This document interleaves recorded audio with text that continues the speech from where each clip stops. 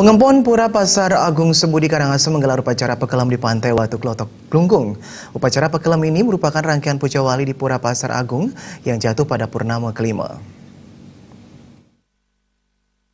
Serangkaian piodalan di Pura Pasar Agung Sebudi Karangasem di Pantai Watu Klotok, Glunggung dipuput 2 sulinggih dan menggunakan sarana kerbau, kambing, angsa, dan ayam. Upacara pekelam ini turut dihadiri oleh pengempon Pura Pasar Agung, pemangku pura, dan tokoh masyarakat.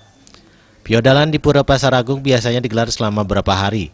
Namun karena kondisi Gunung Agung masih berstatus siaga, upacara piodalan hanya digelar sehari pada purnama kelima.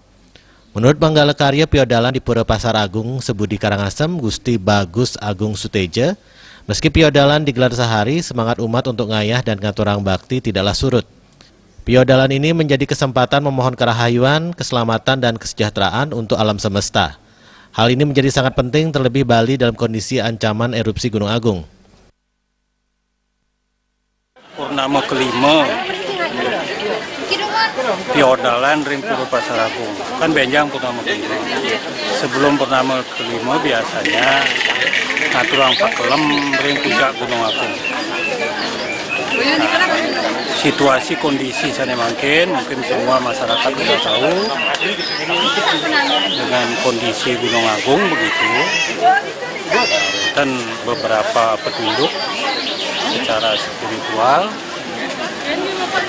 kewen tenang lalu kelam ring Watu Klotok bersamaan.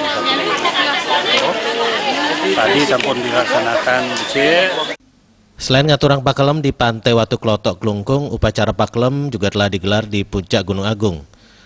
Warga yang terlibat dalam pakelem di Puncak Gunung Agung telah berangkat mendaki pada 1 November pukul 10 malam.